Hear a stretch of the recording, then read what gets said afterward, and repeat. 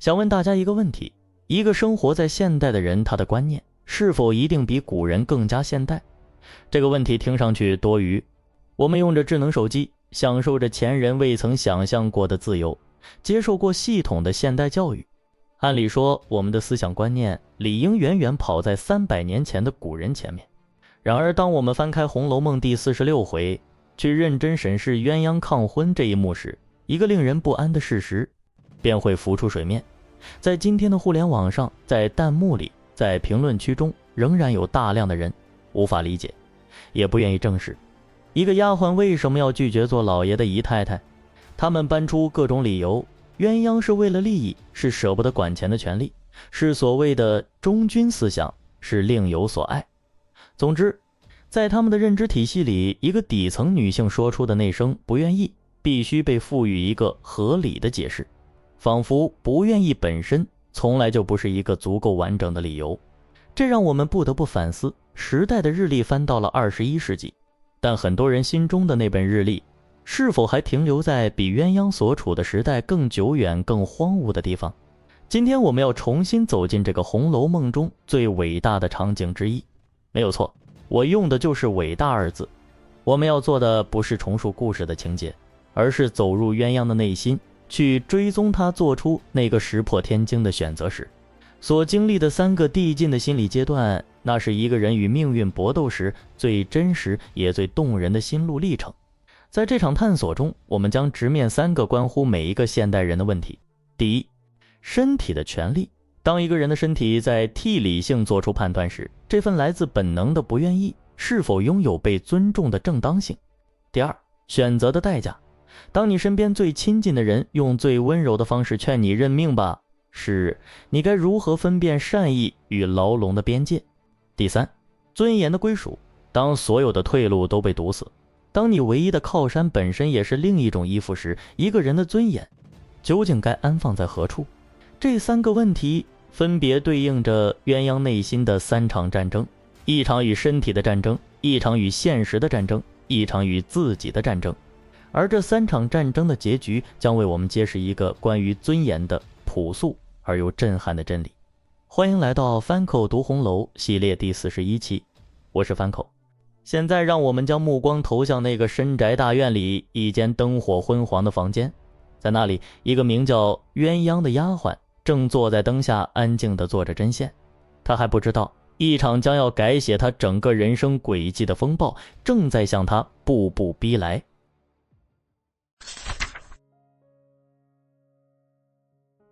那一日，邢夫人忽然造访了鸳鸯。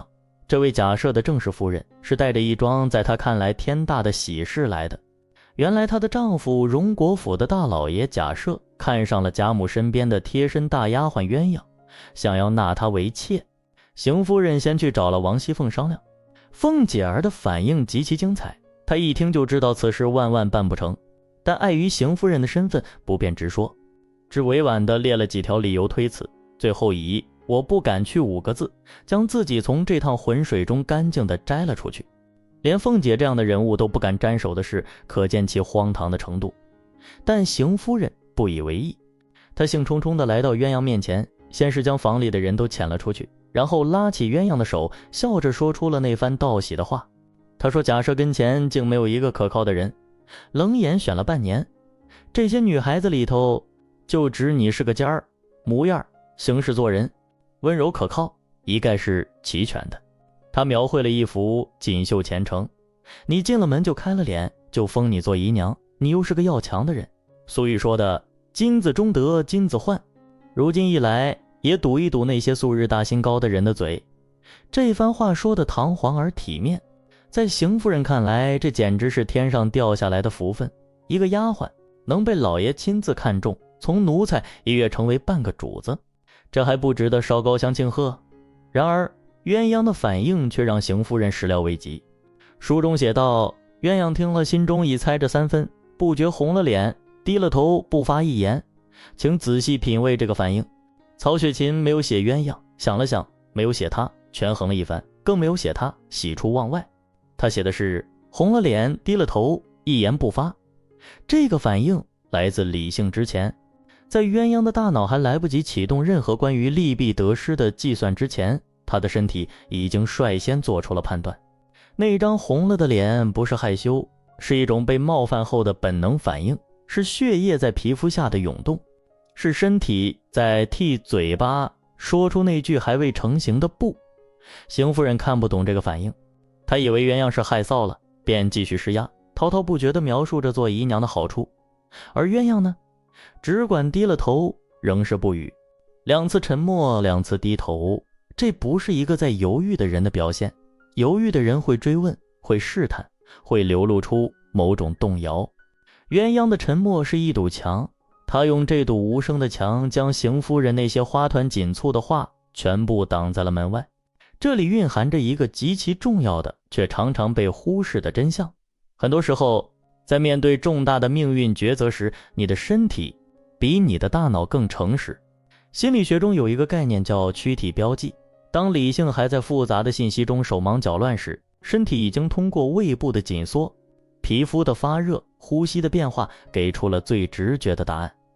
鸳鸯此刻的反应正是如此，他或许还说不清楚自己为什么不愿意，但他的身体已经清清楚楚地告诉他，我不要这个。这种来自身体深处的抗拒，是一个正当青春的年轻女性对一个垂老好色之徒最本能的排斥。假设是什么人？书中早已交代得清清楚楚，他好色贪多，家里3房4妾，隔3、2日就要从外头买来新人，玩厌了便丢在一旁。这样一个人，你要鸳鸯去做他的小老婆，他从胃里泛上来的那股反感，还需要什么道理来解释吗？可偏偏直到今天，仍有许多人不愿意正视这份最基本的感受。他们说，古代女子不都是这样吗？嫁给谁不是嫁？何况假设好歹是荣国府的大老爷，做了他的姨娘，一家子都跟着沾光，这有什么可拒绝的？这种逻辑的底层是什么？他将一个活生生的人简化成了一枚可以用价格来衡量的筹码。他默认了一个前提，只要条件够好，任何人的不愿意都可以被覆盖，都应该被覆盖。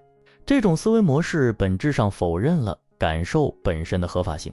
更耐人寻味的是另一种人，他们不是站在邢夫人的立场上，而是站在假设的立场上，他们会替假设感到委屈。人家堂堂荣国府的长子，希勒觉得要你一个丫鬟做姨娘，这是多大的恩典，你居然还不乐意。这种人的潜意识里压根儿就没有一个女性可以不喜欢一个成功的男性这个选项，在他们的认知地图上，这条路根本就不存在。所以当鸳鸯这样的人出现时，他的存在本身就构成了对这套价值体系的巨大冲击。他们不知道这份恐惧从何而来，只觉得浑身不自在，于是拼命地去寻找其他原因。他一定是为了管钱的权利，一定是嫌弃假设老了另有所爱，一定是这背后有一盘更大的棋。但对鸳鸯来说，真相远比他们想象的简单，也远比他们能接受的要彻底。他就是不愿意。就像你走进一家餐厅，闻到某道菜的气味，胃里一阵翻涌，你不需要写一篇论文来论证为什么这道菜不合我胃口，你的身体已经替你回答了。曹雪芹写出了这个。在那个年代，他能将一个底层女性面对权贵求婚时最真实的生理反应如此精准地捕捉并呈现在纸上，不是慷慨激昂的宣言，不是深思熟虑的分析，仅仅是红了脸低了头不说话，这本身就是文学上的伟大。因为太多的故事习惯于从理性开始讲起，而曹雪芹知道真正的抗争往往从胃开始。这是鸳鸯的第一重觉醒，承认你的感受，不要因为说不出道理就否认了自己的不愿意。身体从不撒谎，然而仅仅有了这份本能的抗拒还远远不够。一个人可以在心里说1万次不，但现实不会因此让步半分。鸳鸯面前的路远比一个简单的不愿意所能应付的要复杂得多，也危险得多。他需要的不仅是勇气，更是清醒。而接下来等待他的将是一场来自最亲近的人的最温柔的，也是最致命的围剿。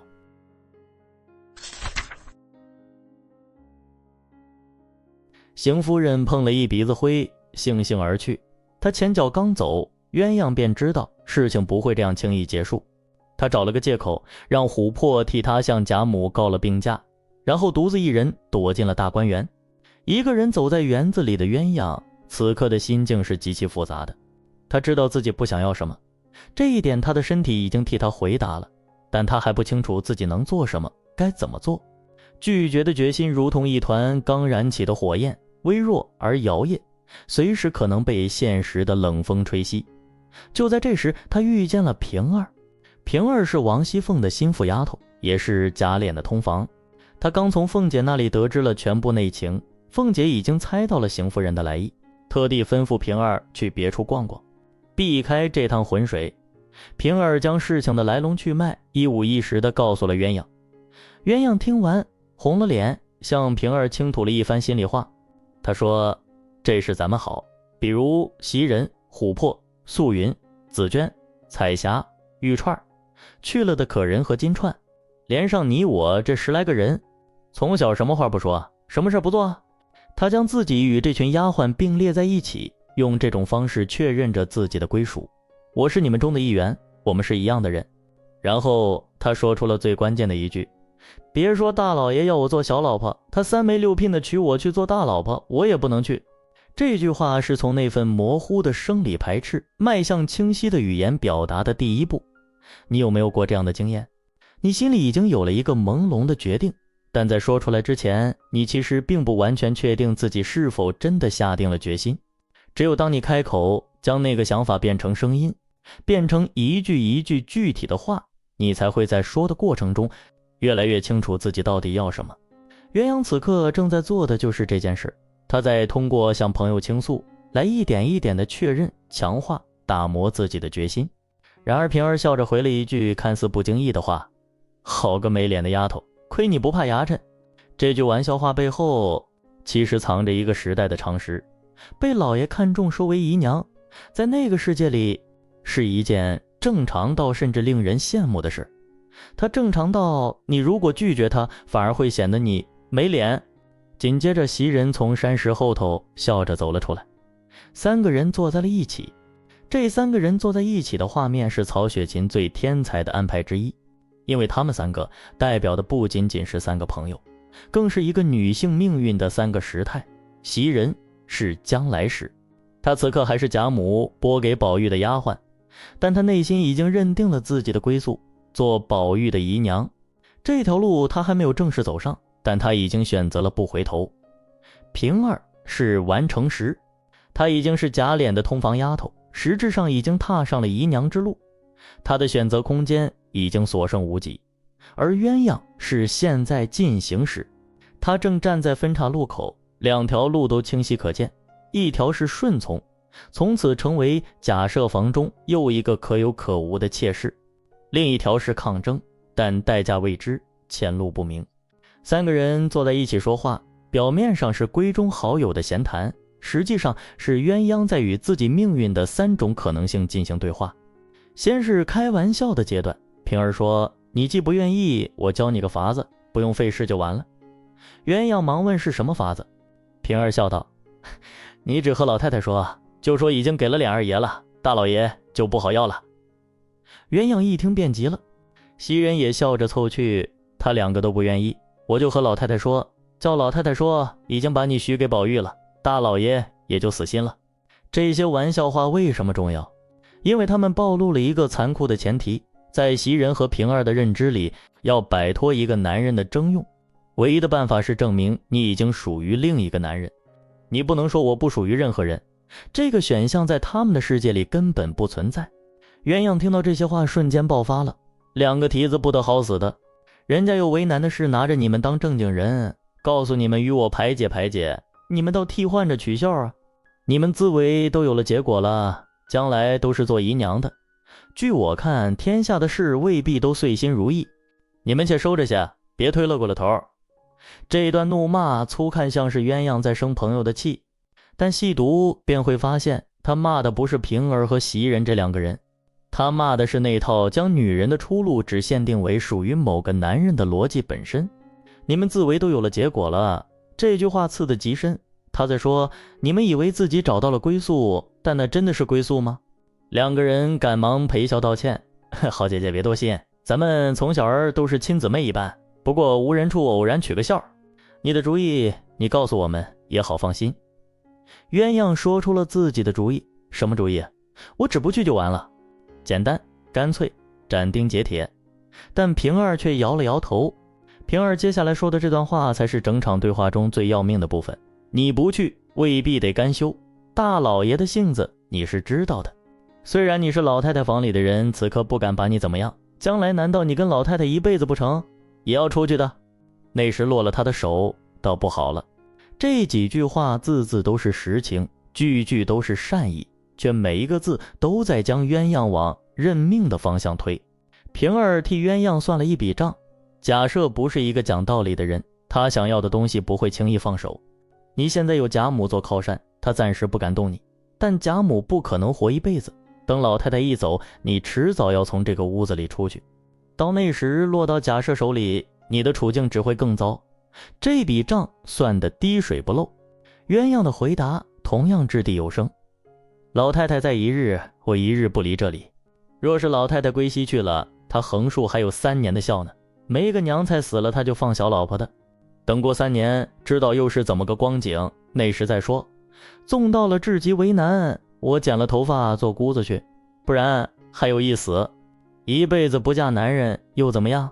乐得干净呢？当他说出还有一死这4个字时，他已经将自己全部的筹码都压在了桌上。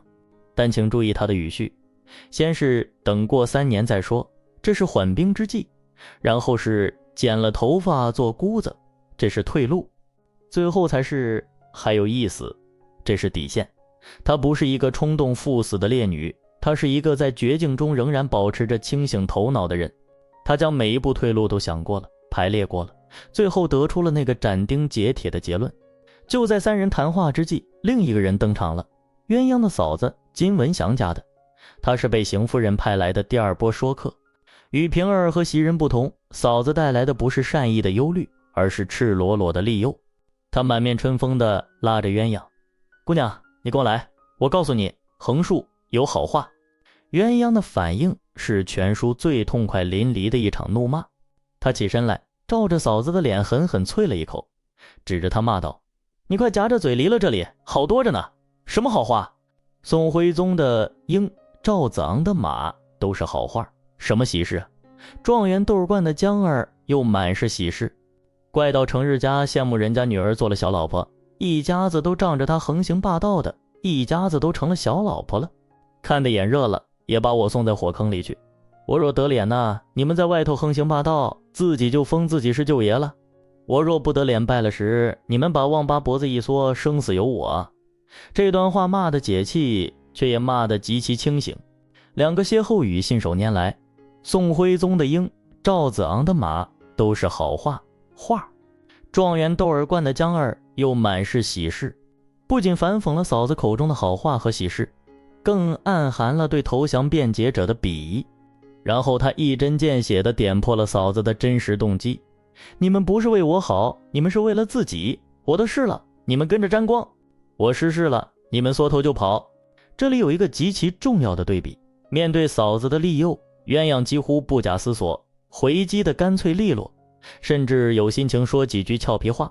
但面对平儿和袭人的善意忧虑，他却经历了一番真正的深刻的内心搏斗。为什么？因为金钱和地位从来不是鸳鸯这场内心战争的对手。她是贾母身边最得力的大丫鬟，管着贾母的全部财物，论实际权力比许多主子都大。对一个不缺钱也不缺地位的人谈荣华富贵，无异于对牛弹琴。真正能动摇他的是来自好朋友的那些温柔的、合理的、出于真心关爱的忧虑。你不去未必得甘休，这句话才是真正的软刀子。世间最难抵御的劝降，从来不是威逼利诱，而是深爱你的人含着泪说别挣扎了。在这一点上，鸳鸯还面对着一个更沉重的现实。平儿提醒他，你的父母都在南京看房子，没上来，终究也寻得着的。可惜你是这里的家生女儿。鸳鸯是家生奴才，她的父母兄嫂都在贾家当差，她一个人的选择可能连累整个家族。她反抗，如果失败了呢？鸳鸯的回答是，家生女儿怎么样？牛不吃水墙暗投，我不愿意，难道杀我老子娘不成？这句话粗犷而有力，但他的底下埋藏着一个更深的真相。他不是不知道代价，他想过了家人可能被牵连，想过了自己可能被报复，想过了一切最坏的可能，但他最终做出了一个判断：如果连这种最基本的不愿意都不敢坚持，那么他不仅失去了自己，也将带着这份怯懦拖累他身边所有的人。怯懦从来不是一种保护，它只是将伤害推迟到了更无力反抗的时候。这是鸳鸯的第二重觉醒，分辨善意与牢笼。听见你朋友的关心，感谢他们的善意，但记住，替你承受后果的只有你自己，所以选择的权利也只能属于你。别人替你算的账，永远少了一项你的感受。然而平儿说出的那个问题，像一根刺扎进了鸳鸯的心里。难道你跟老太太一辈子不成？是啊，贾母终究会老去，终究会离开，到那时候鸳鸯又该依靠谁？这个问题将把鸳鸯推向他内心最深处的那场终极战争。在那场战争里，他的对手不再是任何外部的敌人，而是他自己。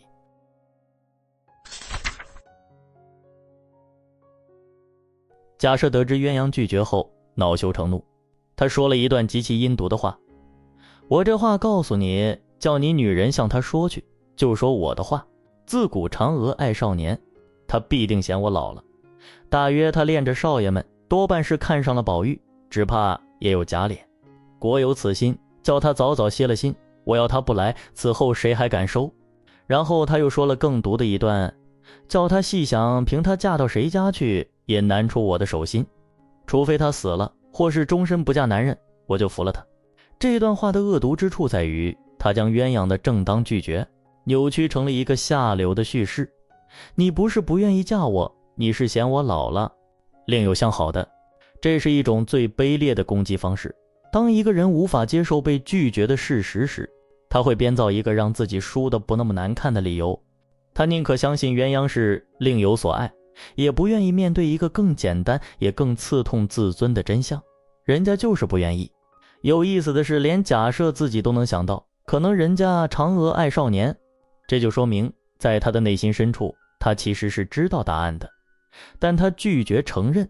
一个权力场中的既得利益者永远无法接受我的权力在这里不好使这个事实。更可怕的是他的威胁，凭他嫁到谁家去也难出我的手心。这不是空话。假设是荣国府的长子，袭了爵，鸳鸯又是贾府的家生奴才，他的父母兄嫂都在贾家当差，他的人身自由完全掌握在主家手中。这是一张密不透风的网，而鸳鸯就被困在这张网的正中央。正是在这样的重压之下，鸳鸯经历了他最深层的也是最关键的一次内心转变。他一夜没有合眼。第二日，他哥哥金文祥奉贾赦之命来接他去回话。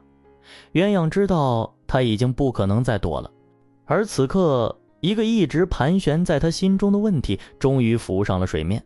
他所倚仗的一直是贾母。贾母疼他，贾母护他，贾母是他在这座深宅大院里唯一的屏障。但是依附贾母来拒绝贾赦，与依附贾赦来获得安稳，在本质上又有什么不同？前者是一棵大树，后者也是一棵大树，前者可能倒下，后者同样可能折断。将自己的尊严寄存在任何他人身上，无论那个人是要伤害你的还是要保护你的，你的命运终究不是你自己的。这个认知的跃升才是鸳鸯真正伟大的地方。他从拒绝一个人升维到了拒绝一种活法。他要拒绝的不仅是假设，更是那种将自己的安全感永远托付于他人的生存方式。正因如此，当鸳鸯最终被带到贾母面前时，他做出的不是一个求贾母做主的哀求姿态，而是一个令所有人都始料未及的决绝的宣告。当时的场景是这样的，可巧王夫人、薛姨妈、李纨、凤姐儿、宝钗等人都在场。鸳鸯拉了他嫂子跪在贾母跟前，一行哭一行说。他说了邢夫人如何来说，园子里嫂子又如何来劝，今儿他哥哥又如何来教。然后他说出了那段石破天惊的话，因为不依，方才大老爷越性说我恋着宝玉，我这一辈子莫说是宝玉，便是保金保银保天王保皇帝，横竖不嫁人就完了。就是老太太逼着我一刀磨死了也不能从命，若有造化我死在老太太之先，若没造化该讨吃的命，服侍老太太归了西，我也不跟着我老子娘哥哥去，我或是寻死，或是剪了头发当尼姑去。若说我不是真心。说到这里他忽然停了，然后书中写道，原来他一进来时便绣了一把剪子，一面说着，一面左手打开头发，右手变脚。众婆娘丫鬟忙来拉住，已剪下半绺来了。这个动作是曹雪芹给予鸳鸯的最高规格的文学礼遇。熟悉中国传统戏曲的人会立刻认出，这是武生大亮相的身段，一手亮兵器，一手甩开战袍或散发，定格，全场屏息。在传统戏剧中，这个动作只属于战场上的将军和江湖中的侠客，而曹雪芹却将它给了一个丫鬟。鸳鸯的剪刀就是他的兵器，他的长发就是他的战袍。当他一手掏出剪刀，一手打开头发的那一瞬间，他不再是任何人的丫鬟，不再是任何人的附属品，他是一个独立的、完整的、拥有自己意志的人。而他的誓词更如同一篇檄文，一句比一句决绝，一句比一句滚烫。若说我不是真心，从嗓子里头长钉，烂了出来，烂化成酱在这里。这不是哭诉，不是哀求，不是撒泼，这是一个人在赌上了全部之后，向整个世界发出的最后的不容置疑的宣告。天地鬼神、日头月亮，他全都请来做见证。他用最决绝的诅咒来担保自己的真心。你们可以不信我的话，但你们不能不信我的命。请注意他誓词中最关键的一句，就是老太太逼着我一刀磨死了也不能从命。他点明了贾母，在所有的人当中，贾母是最不可能逼他的那个人，也是他最大的保护伞。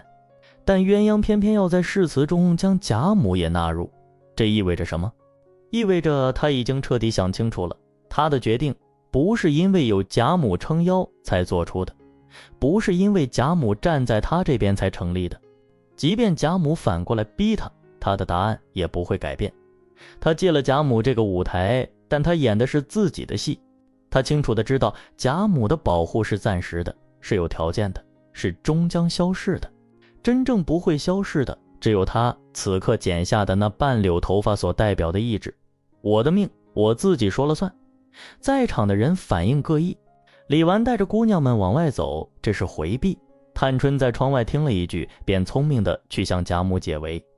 这事与太太什么相干？而贾母则气得浑身乱颤。我通共剩了这么一个可靠的人，他们还要来算计。但真正重要的不是别人的反应，而是鸳鸯自己在这一刻完成了什么。他完成了一次重生。在剪断头发之前，他是金鸳鸯，贾母的鸳鸯，贾府的鸳鸯，一个被系统定义、被他人需要的存在。在剪断头发之后，他只是他自己。他用一把剪刀剪断了自己与那个任命逻辑之间的最后一根绳索。有人曾经写过这样一段话，女人的不幸就在于她受到几乎不可抗拒的诱惑，周围的一切都促使她走上容易走的斜坡。人们非但不会鼓励她去奋斗，反而对她说，你只要听之任之滑下去，就会达到极乐的天堂。当她发觉受到海市蜃楼的欺骗时，为时已晚。鸳鸯拒绝了那道斜坡，在所有人都告诉她滑下去吧，那里有安稳的时候，她选择了站住。不是因为她看到了山顶有什么在等她，而是因为她清楚地知道滑下去的那个人就不再是她了。这是鸳鸯的第三重觉醒，你的尊严不寄存于任何人处。当所有的靠山都可能崩塌时，唯一不会背叛你的是你对自己的忠诚。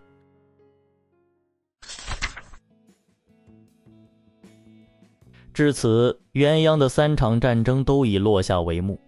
第一场与身体的战争，他承认了自己的感受，让那份来自本能的不愿意获得了被尊重的权利。第二场与现实的战争，他在最亲近的人的善意围剿中分辨出了关心与牢笼的边界，守住了选择的自主权。第三场与自己的战争，他认清了即便是靠山也是一种依附，将尊严的根基从他人的庇护移植到了自己的心中。现在让我们回到开头那3个问题。第一问，我们问身体的不愿意是否拥有被尊重的正当性？鸳鸯用他那2次低头2次沉默给了我们最朴素的回答：感受不需要被论证。在一个总是要求你理性一点、成熟一点，别像个孩子的世界里，承认并尊重自己身体的直觉反应本身就是一种勇敢。不是所有的拒绝都需要一篇逻辑严密的论文来支撑。有时候我不愿意这4个字就已经足够完整。鸳鸯告诉我们，如果你的胃在替你说不，请你听他的话。第二问，我们问当最亲近的人劝你认命时，该如何分辨善意与牢笼？袭人和平儿的善意提醒让我们看见了一个残酷的真相，在多数时候阻止我们做出勇敢选择的不是敌人的威胁，而是朋友的关心。我是为你好这5个字是世间最精密的枷锁，因为你甚至无法对他生气。鸳鸯教会我们的是听见善意，感谢善意，然后做你自己的决定。你的朋友替你算的账永远少了一项，那一项叫做你的感受，而恰恰是这一项才是整笔账里最重要的数字。嫂子的经济攻势之所以最容易被击破，正因为他瞄准了错误的目标。鸳鸯的战场从来不在金钱，而平儿的忧虑之所以最难抵挡，正因为他击中了真正的要害，恐惧。对未知的恐惧，对失去庇护的恐惧，对孤立无援的恐惧。鸳鸯的了不起在于他没有假装自己不怕，他怕，但他决定带着这份恐惧站着。第3问，我们问尊严究竟该安放在何处？这是3个问题中最深的一个，也是鸳鸯给出的最有分量的回答。他的答案藏在一个看似矛盾的事实里，他最终是在贾母面前剪的头发，借助的是贾母的权威来宣告自己的决定。但他的誓词就是老太太逼着我一刀磨死了也不能从命，却明确宣告了即便是贾母也不能左右他的选择。他借了贾母这个舞台，但他演的是自己的戏。他清楚地知道贾母的保护是暂时的，是有条件的，是终将消逝的。真正不会消逝的，只有他此刻剪下的那半绺头发所代表的意志。我的命我自己说了算。还有一种声音需要回应，不要用现代人的眼光看古代的故事。我倒想反问一句，我们一个生活在2026年的人，难道要用明朝清朝的眼光去看待文学经典吗？每一个时代都有带着自己的视角去审视经典的权利和义务。经典之所以成为经典，正是因为它在任何时代都能焕发光彩。杜十娘怒沉百宝箱放到今天没有价值吗？聊斋志异中叫人察言观色的段落和今天互联网上的话术台词几乎一字不差。不要拿这句话当挡箭牌来回避一个作品真正想要表达的东西。大家知道为什么很多古代经典小说会被选入课本，进入文学研究的殿堂？因为它们有思想性。从聊斋到儒林外史，从红楼梦到海上花列传，它们之所以能在浩瀚的历史中存活下来，正是因为在各自的时代里，它们发出了与主流不同的声音。你如果只用古人就那样来解读它们，那你不是在理解经典，你是在亲手熄灭经典里那点最珍贵的光亮。鸳鸯那一剪子下去的声音穿越了300年，至今仍比许多人的声音更响亮，更清醒，也更现代。回到我们最初的那个问题，一个生活在现代的人，他的观念是否一定比古人更现代？答案或许让人不安，但正因为不安，这个问题才值得被一遍又一遍地提出来。因为鸳鸯用他的一生告诉我们，真正的现代从来不是由你生活在哪个年代来决定的，它取决于当那个关乎尊严的时刻到来时，你是否有勇气像他一样打开头发，拿起剪刀。最后我想留给大家2个问题。第一个问题，关于鸳鸯。我们今天讲了鸳鸯的3重觉醒，讲了他的勇敢，讲了他的清醒。但有一件事我始终没有回避，在《红楼梦》的结局里，贾母去世之后，鸳鸯选择了自尽殉主，这就引出了一个非常值得争论的问题：鸳鸯的死究竟是他那场抗争的延续，还是他抗争的失败？有人说这是他兑现了当年的誓言，服侍老太太归了西，我或是寻死，或是剪了头发当尼姑去。他说到做到了，这是他尊严的最后一次捍卫。